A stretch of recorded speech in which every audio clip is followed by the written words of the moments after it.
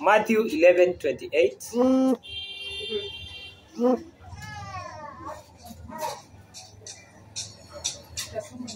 Matthew 11:28. Nataka tusome mahali pale. Nitasoma in English alafu dadangu atarudia in Kiswahili. Matthew 11:28 says, "Come to me, all of you who are tired from carrying heavy loads, and I will give you rest." Amen. Amen. Soma hiyo ingine kwa Kiswahili. Matthew 11:28 inasema, "Njooni kwangu ninyi nyote msumbukao na wenye kulemewa na mizigo, nami nitawapumzisha." Tuombe. Baba, kwa jina la Yesu, asante kwa neno lako, kwa sababu wewe ni mwaminifu. Unasema kwamba tuje kwako wale tuliolemewa na mizigo mizito, nawe utatupumzisha. Asante Bwana kwa sababu utaenda kufariji kanisa na kuliinua kupitia neno hili Bwana. Wewe ni mwaminifu, hakuna Mungu aliye kama wewe Bwana. Nakuja kwako ili Bwana ukaweze kunipaka mafuta, maneno ya kinywa changu ukayatawala na kuyatia nguvu. Ili Baba yaendapo kuanguka katika mioyo ya watumishi wako, ukapate kuwainua na kuwabariki. Tazama mfalme wa ajabu, nasimama kama chombo, ukanihudumie, nami nikiwahudumia watoto wako. Na nyenyekea chini ya miguu yako ili nikatumike kwako. Kwa jina la Yesu naomba na kuamini. Amen. Bwana Yesu asifiwe. Amen. Maandiko yanasema kwamba njooni kwangu enyi wenye kulemewa na mizigo mizito, nami nitawapumzisha. Come to me, all of you who are carrying heavy burdens, and I will help you to carry. Bwana Yesu asifiwe. Njooni kwangu enyi wenye kusumbuka na mizigo mizito. Mizigo mizito ni nini? Mizigo mizito, kuna mizigo ya dhambi na kuna mizigo ya kuwekelewa na watu. Bwana Yesu asifiwe. Unapata kwamba kuna challenges unapitia katika maisha. Unapata kwamba umebebeshwa mzigo wa dhambi. Kwa sababu it is not the plan of God for us to sin. Hallelujah. Sio mpango wa Mungu kwetu kutenda dhambi. Ni mpango wa Mungu kwetu kutenda yaliyo mema. Lakini unapata kwamba kuna watu waliobebeshwa mizigo mizito ambao sio wao walibeba. Hiyo mizigo mizito walibebeshwa na wengine. Hallelujah. Kuna mtu anafika hali anaona kwamba afadhali nikate tamaa katika maisha, kwa sababu ya yale mambo yanamzingira, yale mambo yanamzonga, yale mateso anapitia, mazile changamoto anapitia za maisha. Anafika wakati anaona hakuna haja ya kuishi. Ni kwa sababu anasikia amelemewa. Anasikia yale mambo amebeba ni mengi. Mandeni inamfuata hapa na pale. Watu wanamchukia, wanamkataa. Anasikia amebeba kabisa. Yesu anasema leo, njooni kwangu enyi wenye kulemewa na mizigo mizito, nami nitawapumzisha. Kama ni mzigo wa madeni, kuja kwa Yesu mwambie Bwana, nimelemewa na madeni. Kama ni mzigo wa dhambi, kuja kwa Yesu mwambie Bwana, nimelemewa na mzigo wa dhambi. Yule mwanamke Msamaria katika kitabu cha Yohana kifungu cha 4, haleluya, alikuwa amelemewa na uzinzi. Na alipolemewa mahali pale, ikawa Yesu alikuwa amepita pale karibu na kile kisima cha Yakobo. Akiwa mahali pale akikaa hivi, mwanamke ambaye alikuwa amelemewa na roho ya uzinzi na roho ya ukahaba akafika pale kuteka maji. Yesu akamwambia, mwanamke, nipe maji ninywe. Si kwamba Yesu alikuwa anataka maji, hapana. Yesu alikuwa ameona yule mwanamke amelemewa na dhambi, amelemewa na mzigo mzito, amelemewa na uzinzi, amelemewa na uongo, amelemewa na ukahaba. Akamwambia, mwanamke, nipe maji. Yesu akiangalia roho yake, akijua amelemewa na dhambi, mwanamke akamwambia, Bwana, siwezi nikakupa maji, maana kisima ni kirefu. Yaani ule mwanamke alikuwa ametenda dhambi mpaka amezoea dhambi. Bwana Yesu asifiwe. Haleluya. Alikuwa ameitenda mpaka ameizoea, ikawa hawezi hata jua ni aje anaweza kuacha hii dhambi. Ilikuwa imemlemea kabisa, ilikuwa imemkalia kabisa. Lakini wakati Yesu alipokuja kwake, maandiko yanasema kwamba akamwambia, ungejua ni nani anayekuitisha maji, ungemuomba hayo maji ya uzima, naye angekupatia maji, na ungerudi hapa tena kuja kuchota maji hapa. Bwana Yesu asifiwe. Maana Yesu alikuwa anajua kwamba huyu mwanamke si maji anakuja kuchota. Maana ulikuanga ni mwendo wa masaa ya saa 8. Alikuwa anakuja pale akijua wanaume wanakujanga kunywesha ng'ombe masaa kama haya. Kwa hivyo alikuwa anaenda pale kwa ajili ya kuteka wanaume, si kwa ajili ya kuteka maji. Alikuwa anaenda kuteka wanaume. Yesu akazidi kuongea na yeye, maana ashajua ile dhambi iko ndani yake. Ashajua mwanamke ako na mzigo mzito. Ashajua mwanamke amebeba akachoka. Ashajua kwamba hata amekata tamaa katika ndoa. Walipoendelea kuongea, yule mwanamke akamwambia, Bwana, umeyapata wapi hayo maji yaliyo na uzima? Unipe hiyo maji, nisikuje tena hapa kuchota maji. Yesu akamwambia, enda ukanitie mume wako. Ule mwanamke akamwambia, sina. Yesu akamwambia, ni kweli mwanamke, umejibu vizuri ya kwamba hauna, kwa sababu umekuwa na wanaume 5 na yule ambao uko naye saa hii hata sio wako. Bwana Yesu asifiwe. Alikuwa amelemewa na wanaume, anaolewa leo, anaolewa kesho, anabeba huyu kwa sababu ya pesa, wampatie chakula, wamulishe, wamsomeshe watoto. Lakini hayo yote ule mwanamke hakupata amani, hakupata furaha. Alikuwa anahitaji kugeuziwa maisha ili asije akafika mahali pale tena kwenda kutafuta wanaume. Bwana Yesu asifiwe. Ninaongea na wewe mchana wa leo. Sijui ni mzigo wa aina gani umebeba. Sijui umebeba mizigo imetoshana aje. Sijui ni hali gani imekukalia. Na nena na wewe asubuhi ya leo, na nena na wewe mchana wa leo, hata jioni ya leo na nena na wewe. Ninakuambia mzigo umekukalia. Beba huo mzigo, leta kwa Yesu na hutawahi kuwa na shida tena. Hiyo kiu ambayo ni adhabu inanena ndani yako ama unahisi katika maisha yako, hautaisikia tena. Peana maisha yako kwa Yesu. Peana maisha yako kwa Yesu. Hiyo mizigo mizito imekukalia, hiyo situation imekukalia, peana hiyo mizigo kwa Yesu. Na yeye ni mwaminifu, atakusaidia kubeba. Bwana Yesu asifiwe. Nikodemo akaenda kwa Yesu usiku, alikuwa amelemewa. Akamwambia, Bwana, nifanye nini ili niweze kuona uzima wa milele? Yesu akamwambia, lazima uzaliwe mara ya pili ili uweze kupata ufalme. Unajua, unapopata ufalme, umepata kila kitu, umepata thamani ya maisha yako. Unapompokea Yesu ama unapopeana mahitaji yako kwa Yesu, umepata thamani ya maisha yako. Haleluya. Amen. Geukia mtu mwambie, peana maisha yako kwa Yesu. Kwa sababu unapoachilia maisha yako kwa Yesu, wanaume hakuna vile watakupatia furaha, wanawake watakupatia amani, pesa hazitakupatia amani. Ndio, pesa ni nzuri, inaweza ikafanya mambo mengi, lakini pesa haiwezi kanunua furaha, haiwezi kanunua amani, haiwezi kanunua kicheko. Hizi vitu za thamani zinapatikana kwa Yesu. Kwa sababu kama ni utajiri, kuna watu ambao ni matajiri lakini hawatoki hospitalini. Kuna watu ambao wako na mali, wako na magari, lakini hawayafurahii. Ni kwa sababu gani? Hawajapata amani, hawajapata huyu Yesu, hawajapeana mizigo yao kwa Yesu. Ukipeana mizigo yako kwa Yesu, maisha inabadilika. Haleluya. Ukipeana maisha kwa Yesu bila kuwa na kitu kingine ndani yako imejificha, maisha yako lazima ibadilike. Haleluya. Peana maisha yako kwa Yesu mchana wa leo. Peana maisha yako kwa Yesu jioni ya leo. Peana maisha yako kwa Yesu kila wakati. Jiachilie miguuni pa Bwana. Huyu mwanamke akaenda pale kwa Yesu, akamwambia, mwanamke, enda ukaniitie mume wako. Akamwambia, sina, kwa sababu alikuwa ameolewa na 5 na yule alikuwa naye bado alikuwa anataka kuenda. Akaona Yesu, akaona huyu kijana ako very handsome, huyu leo sitapitisha. Haleluya. Hiyo ndio roho ilikuwa imemkalia. Akasema, huyu leo napita na yeye. Kumbe napita na wrong number. Bwana Yesu asifiwe. Alikuwa anataka kupita na wrong number. Yesu akamwambia, enda ukanitie bwanako. Akamwambia, sina. Alisema sina kwa sababu alikuwa ameona. Bwana Yesu asifiwe. Kumbe Yesu ashamuona roho yake. Ashaona kusudi la huyu mwanamke. Amen. Akamwambia, ni kweli yaona, kwa sababu mmekuwa na wanawake wangapi? 5.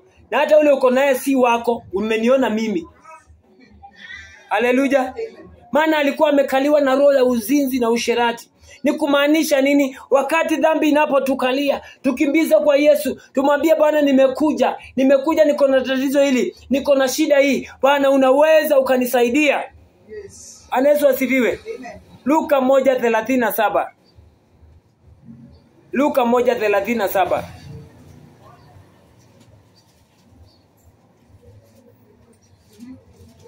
Nasema nini? Bado tusome kwa lugha ya Kizungu. Tutasoma Luke 1:37 peke yake. It says, for there is nothing that God cannot do. Amen. Soma Kiswahili. Luka 1:37 inasema, kwa kuwa hakuna neno lisilowezekana kwa Mungu. Amen. Grace, tusome hiyo iko kwa simu yako. Naona unaangalia simu, ni Biblia ama? Nilikuwa nataka concentrate na Biblia na mahubiri. Bwana Yesu asifiwe. Amen. Maandiko yanasema kwamba Yesu akasema hakuna jambo lisilowezekana kwa Mungu. Hallelujah. Nothing is impossible with our God. Hakuna jambo lisilowezekana kwa Mungu. Ni kitu gani kinakusumbua mchana wa leo ambacho Yesu hawezi akabeba? Je, ni magonjwa na kusumbua? Yesu anaponya. Ni kazi hauna? Yesu anapeana kazi. Nini ambacho hauna katika maisha yako? Maandiko yanasema kwamba hakuna jambo lisilowezekana kwa Mungu. Hallelujah. Amen. Hiyo unaona haiwezekani. Hiyo unaona umekata tamaa. Maandiko yametuambia leo katika kitabu cha Luka 1:37 hakuna jambo lisilowezekana kwa Mungu. Unafika mwisho unaona umekata tamaa. Je, umepatia Yesu mizigo yako akusaidie kubeba? Umepatia Yesu matatizo yako akusaidie kubeba? Ni kwa nini unaona umefika mwisho? Ni kwa nini unakata tamaa? Ni kwa nini unaona kwamba sifai? Kwa nini unajikataa? Kwa nini unajichukia? Inafika wakati unaanza kulia peke yako. Unauliza Mungu, kwa nini mimi nipitie haya? Hapana, haujawahi mwambia Bwana nisaidie hii. Hii imenishinda. Yesu nisaidie kubeba. Maana anasema kwamba ninasimama, ninabisha mlangoni. Mtu akifungua, nitaingia, nitakaa kwake, nitakula naye. Amen. Hallelujah. Amen. Ufunuo 3:20.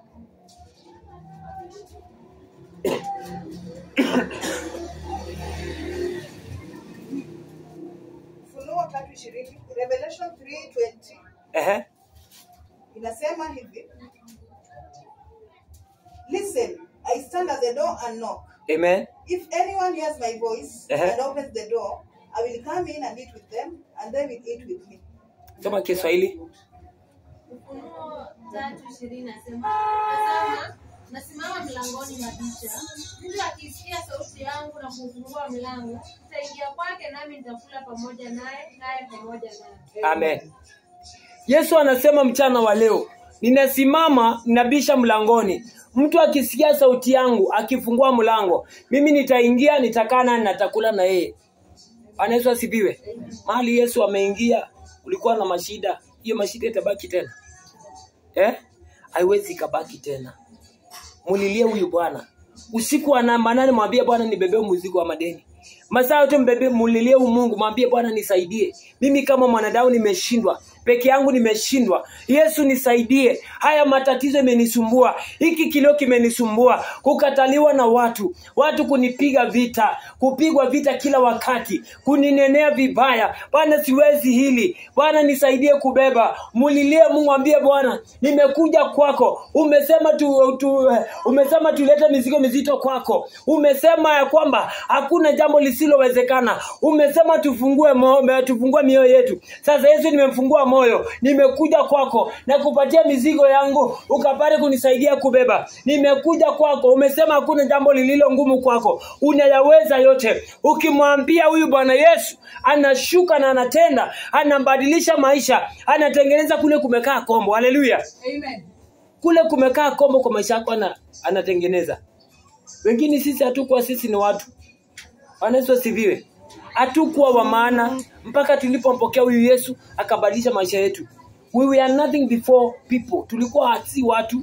Wengine Mungu tupenda kwa sababu we had nothing. Hakuna kitu tulikuwa nacho. Lakini tukatambua siri ya kwamba siri ni kuingia kwa Yesu. Siri sio kutafuta amani kwa ulevi. Siri sio kutafuta amani kwa wanawake. Siri sio kutafuta mali na utajiri. Siri ni kwa Yesu. Kwa sababu utajiri wa mwanadamu mkubwa ni Yesu Kristo mwenyewe. Utajiri wa mwanadamu mkubwa ni amani. Unaweza ukawa na kila kitu lakini huna amani kwa sababu kuna mizigo imekukalia. Haleluya. Beba hiyo mizigo. Peleka kwa Yesu. Mwambie Bwana nimeleta. Rosimando akaimba akasema tua mzigo. Bwana Yesu asifiwe. Huo mzigo unaokukalia tua. Uondoe katika mabega yako. Amen. Bwana Yesu asifiwe. Huo mzigo umekukalia. Huo mzigo umekukalia. Pelekea mwenyewe. Haufai kubeba. Yesu alibeba msalaba. Amen. Alibeba msalaba kwa niaba yako. Chako ni kumkubali yeye na kukubali kukaa kwa njinzi ya kiroho. Usiendelee kubeba msalaba tena wakati mwenye kubeba alibeba. Amen. Bwana Yesu asifiwe. Wacha kuendelea kubeba msalaba wa dhambi. Wacha kuendelea kubeba msalaba wa madeni. Kuna mahali unaweza kupeleka shida. Hakuna mahali ambapo Yesu angepeleka. Amen. Lakini sisi tunapeleka kwake. Anasema kujooni kwangu, enyi wenye kulemewa na mizigo mizito, nami nitawabebea. Alibeba dhambi ya dunia yote, akalipeleka Calvary. Haleluya. Na sisi tunabeba dhambi zetu, tunapeleka kwake, anatusaidia. Na tunakaa kulingana na yeye. Bwana Yesu asifiwe. Unajua wakati Biblia inaposema kubeba dhambi ni kumaanisha kwamba dhambi iko wapi? Mwajua kwa nini msalaba inakuanga kwa kanisa? Anajua kwa nini inakuanga kwa kanisa. Kama msalaba inakuanga kwa kanisa kuonyesha mahali umepeleka dhambi zako. Si wewe unaishi tena, bali Kristo anayekaa ndani yako. Bwana Yesu asifiwe. Hakuna dhambi iko ndani yako. Zote umepeleka wapi? Katika msalaba. Zile zimebaki peleka kwenye msalaba. Kuna dhambi zinakusumbua, kuna mambo inakusumbua. Yote endelea kupeleka ukibeba wapi? Katika msalaba. Ni shida ya kazi, peleka katika msalaba. Kila kitu chote peleka katika msalaba. Because hiyo ndio sign ya salvation. Bwana Yesu asifiwe. This is the sign of salvation. Carry your sins and bring it to the cross. Yesu alikubebea. Kwa nini uendelee kubeba mzigo wa dhambi? Kwa nini uendelee kukaliwa na dhambi? Kwa nini uendelee kukaliwa na masengenyo? Kwa nini uendelee kukaliwa na chuki? Kwa nini uendelee kukaliwa na kutokusamehe? Kwa nini uendelee kukaliwa na tamaa? Kwa nini uendelee kukaliwa na masengenyo na mambo isiyofaa? Bwana Yesu asifiwe. Beba yote, peleka kwa Yesu. Beba mizigo, peleka kwa Yesu. Hakuna jambo lililo ngumu la kumshinda Mungu wetu. Nothing is impossible in our God. Bwana Yesu asifiwe. Kwa nini uendelee kuteseka? Wakati Yesu aliteseka, akahangaika, akauawa kwa ajili yako. Leo bado unaendelea kubeba. Bwana Yesu asifiwe. Carry your burden. Bring them to Christ. He is the one to carry. Yeye anastahili kubeba. Bwana Yesu asifiwe. Mambo mengi nakusumbua, inafika wakati watu wanakuchukia bure. Unaanza kujidharau. Kwani mimi niko na nini? Hapana. Beba mambo yako kwa Yesu. Jiachilie msalabani pa Bwana. Yeye ni mwaminifu, atakusaidia. Bwana Yesu asifiwe. Haleluya. Muulize mwenzako, mashida zako unapelekanga wapi? Nani amesema kwa mganga? Kuna mwingine anapeleka kwa Bwana. Bibi Innocent, mashida zako unapeleka wapi? Unajua mwanamke kuna mahali anapelekanga. Tangini mke wangu nampandishanga, ananiambia akikosa kitu namwambianga pigia Mungu simu. Bwana Yesu asifiwe. Maana yeye ndiye ananipa ndio nifanye nini? Mungu ananipa ndio nimpe. Akinitegemea mimi nitakosa. Lakini akipiga simu mbinguni Mungu analeta nampea. Bwana Yesu asifiwe. Kwa sababu mimi ni mwanadamu. Naweza nikafungwa na nguvu nikose pesa. Haleluya. Watu wanaweza, shetani anaweza kutumia mbinu aseme upaza huyu tutamuonyesha. Amen. Lakini maombi ya mke wangu itafanya Mungu akuje kwangu. Mko na bahati wale mmeolewa na kuoa. Bwana Yesu asifiwe. Because you have somewhere hapo uko na divine helper. Wakati Innocent umeshiwa na nguvu mama atakuombea. Wakati Ndolo umeshiwa na nguvu ya kuomba mke atakuombea. Na maombi ya mwanamke usikiwa sana na Mungu. Bwana Yesu asifiwe. Maana mwanamke yeye anategemea mume wake. Hivyo ndivyo maandiko inasema. Huyu mama akiombea mume wake, mzee atabarikiwa zaidi. Haleluya. Hata wewe ukiombea mume wako au mke wako, mtabarikiwa zaidi. Mama na baba akiombea watoto watafunguliwa milango. Bwana Yesu asifiwe. Halo? Unanielewa? Yes. Yuko na vile Mungu alimeweka mambo yake ya mbingu. Mke ni kwa mzee. Mzee ni kwa Kristo. Watoto ni kwa baba na mama. Mzee akimulilia Yesu akiwa mbinguni anasikia anasema yenyewe Onesimus anahitaji pesa maana ako na madeni. So anatenda. Lakini zaidi sana mke amwombee mume wake. Haleluya. Maana hapo ndipo ameweka tegemeo lake. Wakati mama yuko kazi, mume wake yuko kazi. Na nyinyi wote ni kitu kimoja. Kwa hivyo wakati umebaki kwa nyumba, piga magoti, lilia Mungu kwa ajili ya mume wako. Wewe uko mahali pale uko na watoto. Lilia Mungu kwa ajili ya watoto wako, nao watoto walilie mzazi wake. Bwana Yesu asifiwe. Hivyo ndivyo Mungu ameweka mambo yake vile alivyo. Tunahitajiana sisi wote. Mama anahitaji mzee, mzee anahitaji Kristo. Hiyo ni wale wako kwa ndoa. Wale wako kwa ndoa iko hivyo. Naye mwanamke ambaye ni mjane, huyu anaendanga kwa Kristo direct, hakunanga kupitia kwa mtu. Anaweza asifiwe. Halo. Halo.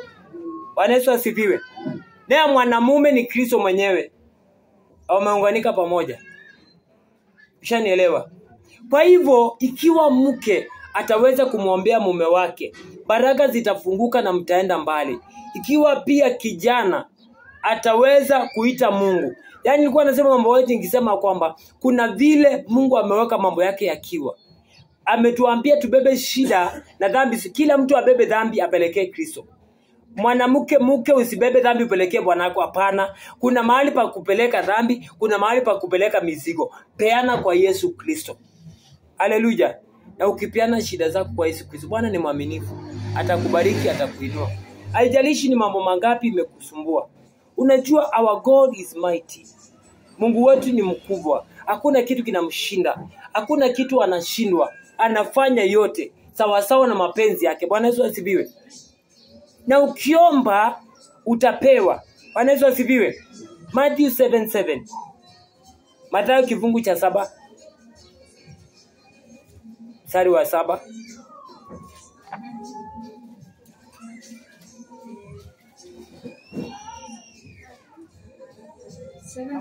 Yeah. Nasema hivi.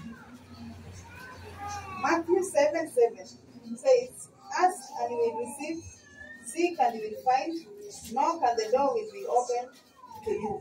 Amen. Soma Kiswahili. Mathayo 7:7. Ombeni nanyi mtapewa.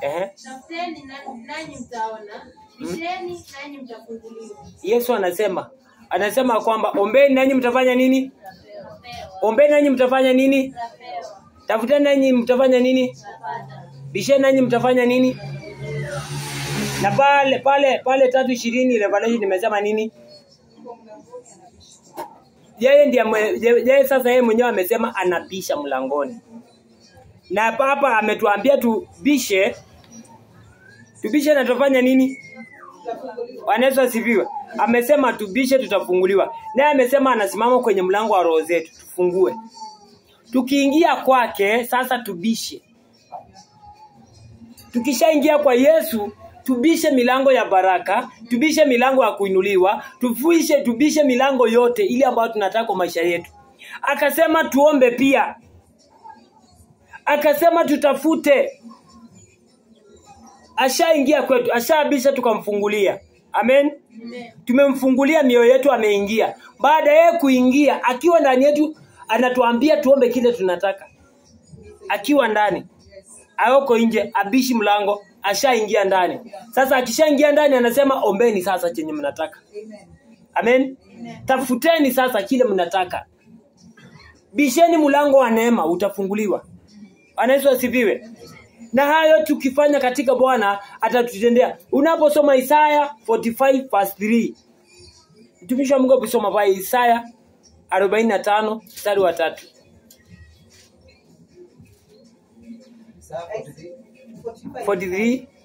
45:3. Isaiah 45:3, it says, I will give you treasures from that secret places. Then you will know that I am the Lord, and that the God of Israel has called you by name. Amen. Soma Kiswahili. Isaiah 45:3. Yeah. Inasema, nami nitakupa hazina za gizani na mali zilizofichwa za mahali pasiri. Upate kujua ya kuwa mimi ni Bwana, nikuitaye kwa jina lako, na Mungu wa Israeli. Hebu rudia tena. Nami nitakupa hazina za gizani. Anasema atakupa hazina za gizani. Yaani vitu ambazo hauzijui. Haujawahi ziona. Ile hujawahi ziona hii macho. Haleluya. Hapa kuna mtu ajui kama kuna kitu inaitwa ngari anaonanga zikipita. Ni kitu ambacho akionekani, the unseen. Amesema kwamba atakupatia vitu visivyoonekana. Usivyoviona kwa macho. Lakini wewe unavitamani, ila zipo gizani. Zipo gizani mahali ambako huwezi kuona. Amesema atakufungulia hazina za gizani. Amen. Baraka ambazo uzioni. Unaonanga magorofa ile iko kule town inakaa hivi. Anaweza sibiwe. Unaonanga ile gari imekatwa hivi na hivi, unasema ni gari kazuri. Yaani unaiona lakini kwako iko gizani. You cannot, unaona kwa mtazamo na kwa kuelewa kwako huwezi pata. Sasa anasema kwamba nitawafungulia hazina za gizani na mali zilizoko katika siri. Kuna vitu nyingi katika maisha unazitamani na hauna na uzioni. Bwana Yesu asifiwe. So anasema kwamba ukishampatia mizigo mizito, ni mzigo wa dhambi. Haleluya. Amen. Akubebea hizo madhambi, hataki wewe ubebe, hataki ufanye uzinzi, hataki ufanye usherati, hataki uibe, hataki yani ukuwe msengenyaji, hataki ukuwe na hizo vitu. Ushapelekea yeye, umeweka kwa msalaba. Amen. Amen. Ukishaweka katika msalaba, anasema tafuteni. No, anasema fungueni na bisha. Yeye anaingia. Akishaingia anakuambia sasa omba kile unataka. Amen. Ukishaomba kile unataka, anafungua milango. Sasa hizo baraka zimewekwa gizani, anazifungulia, unaziona kwa macho. Bwana Yesu asifiwe. It's not about hearing, si kusikia tena, mbali ni kuziona live. Shanielewa? Ni nani aliye na nguvu ya kumbeba huyu Mungu? Ni nani aliye na uwezo wa kumbeba huyu Mungu? Ukaambia watu nimepata Mungu asiyebadilika. Nimempata Mungu ambaye anatenda ishara na miujiza. Yesu makofi mazuri kabisa. Kuna watu wamezoea kukaa kwa Yesu, wanaona kuenda kanisani ni kawaida. It's not normal. Bwana Yesu asifiwe. It's only auombi. Afanye nini? Ni kama vile mzee wetu wakati amekuja hapa amesema ana nini? Ana kazi. Unajua already amembisha kwa Mungu, maana hajaenda kwa mganga. Amebisha wapi? Kwa Mungu. Na hakika kazi atapewa. Maana ameenda mahali panapo stahili. Anaweza asifiwe. Si kwamba ni Yesu hana. Kitu hana ni kazi. Na ameenda madhabahuni aulize Mungu habari ya kazi. Hajaenda kwa mganga amuulize habari ya kazi, abebe ndumba. Ameenda madhabahuni aulize Mungu habari ya nini? Ya kazi. Maana amesema ombeni nanyi mtape, tafuteni mtapa, bisheni mtafunguliwa. Kuna watu hajui kuomba. Anapoingia anze kuomba, anaomba vibaya. Anamaliza kuomba, anaenda kutusi watu huko nje. Umemaliza kuomba, umeenda kunyang'anya watu. Umemaliza kuomba, umeenda kubeba wanaume. Umemaliza kuomba, umeenda kubeba wasichana. Sasa hii maombi iwezi sikiwa sikudanganya. It cannot be heard. Biblia inasema kwamba Mungu asikiangi maombi ya mwenye dhambi. Na hiyo tena Mungu anasema ni kelele. Haleluya. Yesu asifiwe. Mtu ananielewa? Pigia Yesu makofi mazuri kabisa. Anasema maombi ya mwenye dhambi ni kelele. Ni kelele. Hauwezi ukaja hapa ukaomba Mungu, Mungu nifungulie baraka. At the same time umeenda umebeba mzee wa wenyewe. Haleluya. Amen. Mungu hawezi kufungua baraka mpaka wachana hiyo baraka ya wenyewe alete yako. Amen. Mungu hawezi kufungua mlango wa kazi wakati unapoibia watu kwa ploti. Haleluya. Mungu hawezi kufungua mlango wakati unapowanyang'anya watu. Mungu atafungua mlango ukiacha hizo vitu mbaya. Atafungua mlango wakati umegeuka na kumpeleka mizigo yako kwake. Beba mzigo wa dhambi, peleka katika msalaba. Beba mzigo wa ukahaba, peleka katika msalaba. Beba kila kitu, peleka pale. Ukishatoka pale umekuwa mwepesi. Utakuwa na uwezo wa kumbeba Kristo. Bwana Yesu asifiwe. Haleluya. Alitundikwa katika msalaba ni kwa sababu yetu. Ametundikwa katika msalaba ili tukapate uzima. Kwa maana jinsi Mungu aliupenda ulimwengu, akamtoa nani? Ili kila mtu anayemwamini mwana bali awe na nini? Uzima wa milele. Uzima wa milele kuwa ni the main agenda and the main solidation in your life. Amen. Uzima wa milele kuwa the main agenda. Usema kwamba nitaokoka, nipate maana utajiri mwisho nikose mbingu. Hapana. Okoka, baada ya kumpatia Yesu maisha yako, uzima utapewa. Bwana Yesu asifiwe. Ushapata uzima, si mali na utajiri, umepata uzima baada ya kumpatia Yesu maisha. umepewa uzima. Baada ya kupewa uzima, sasa kutoka hapo mbingu zimefunguka. Mbingu zimenikubali, mbingu zimenithibitisha. Zimenikubali mbingu, zimenithibitisha. Mbingu zimenikubali, mbingu zimenithibitisha. Zimenikubali mbingu, zimenithibitisha. Sibebe mizigo, peleka kwa mwenyewe. Mbona unaendelea kubebana hizo vitu? Masegenyo, kila kitu. Hizo vitu acha. Bwana Yesu asifiwe.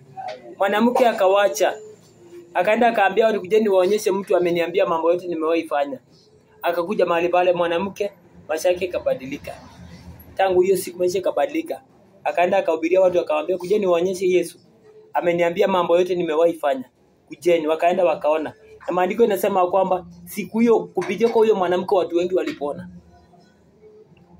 Walileta wagonjwa, watu walikuwa na mashida. Yesu Kristo akawaponya magonjwa yao kupitia kwa huyo mwanamke. Bwana Yesu asifiwe. The problem is that we don't want to bring our burden to Christ. Carry your burden, bring them to Jesus and he will help you. Bwana Yesu asifiwe. Beba hiyo mizigo, beba hizo vitu, peleka kwa Yesu. Mwambie, Bwana, imenishinda. Nimejaribu, nimeshindwa, nimekuja kwako sasa. Nisaidie. Haleluya. Simama na mguu wako mahali uko. Kila mtu simama juu.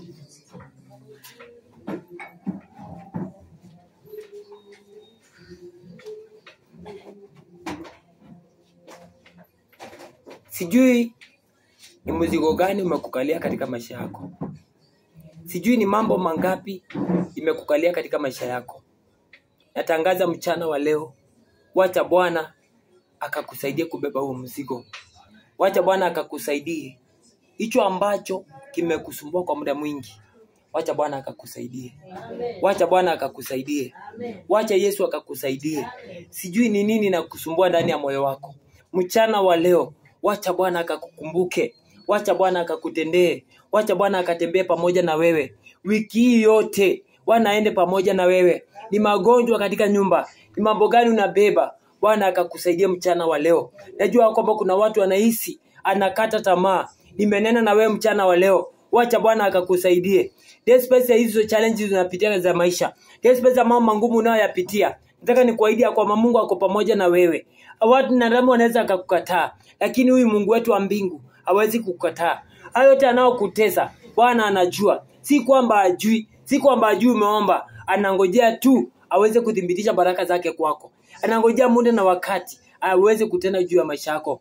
Wacha Bwana akakubariki. Wacha Bwana akakutendee. Abariki maisha yako, abariki watoto wako, abariki mke wako, akabariki mume wako, akabariki familia yako, akakuinua kiwango kingine. Sijui ni hali gani ambayo unapitia. Mchana wa leo nimetumwa niambie mtu wa kwamba peleka mizigo yako kwa Yesu. Peleka yote kwa Yesu. Usiache kitu nyuma. Usiache chochote nyuma. Ni madeni na kusumbua, peleka kwa Bwana wa mabwana. Nini na kusumbua? Ni magonjwa. Achilia tu kwa Bwana. Anasema ombeni nanyi mtapewa, bisheni nanyi mtafunguliwa. Anasema nasimama na bisha mlangoni, mtu akifungua nitaingia nitakaa. Fungua mlango wa roho yako, Yesu akapate kuingia, akapate kutenda, akapate kunguza maisha yako. Haijalishi umeteseka muda gani, haijalishi ni mambo ngapi umepitia. Na nena na wewe mchana wa leo nikikwambia kwamba inawezekana. Hakuna jambo lililo ngumu ya kumshinda Mungu wetu.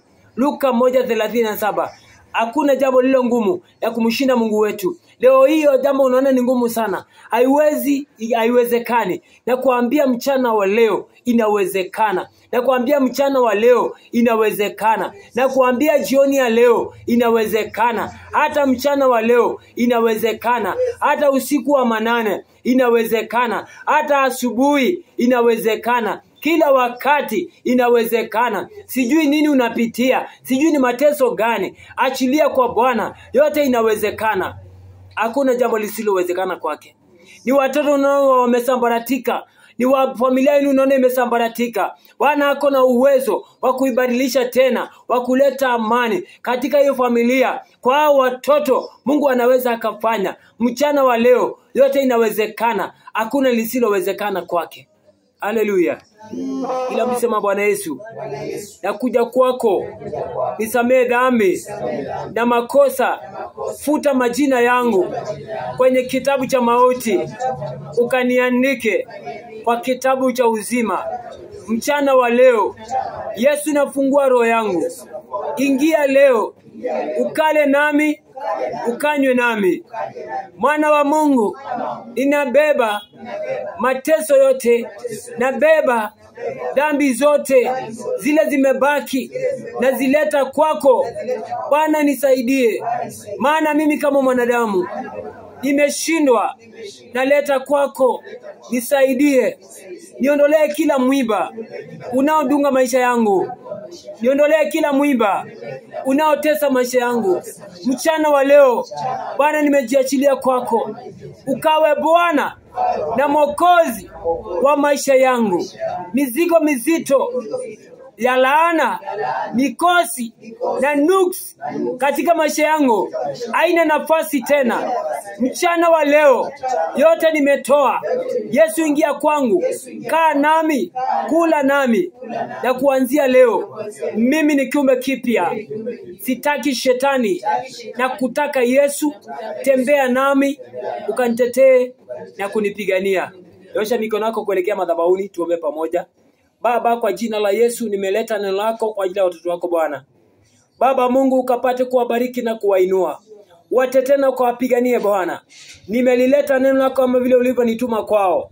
Naomba Bwana Yesu, ambaye amelemewa na mizigo mizito, ambaye amelemewa na madeni, ambaye amelemewa na magonjwa, ambaye amelemewa na laana, ambaye kazi yake imekuwa ngumu, Baba, nimetuma malaika ambaye amehudumu nami, akaenda akawatangulie, akawapigania na kuwatetea.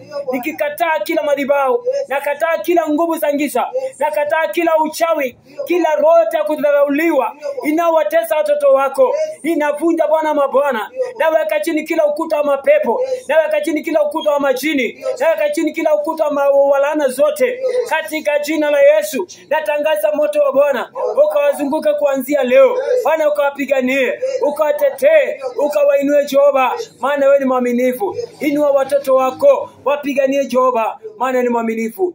Asante Yesu kwa sababu unatenda. Asante Yesu kwa sababu utaenda kuwainua. Asante Bwana kwa sababu kuanzia leo maisha yao itakuwa ya kawaida tena. Watainuliwa, watabarikiwa, watainuliwa kabisa. Kwa jina la Yesu naomba na kuamini. Amen. Bwana Yesu asifiwe. Wacha tupike pale kwa ibada leo. Bwana wabariki, awainue. Hadi wakati mwingine.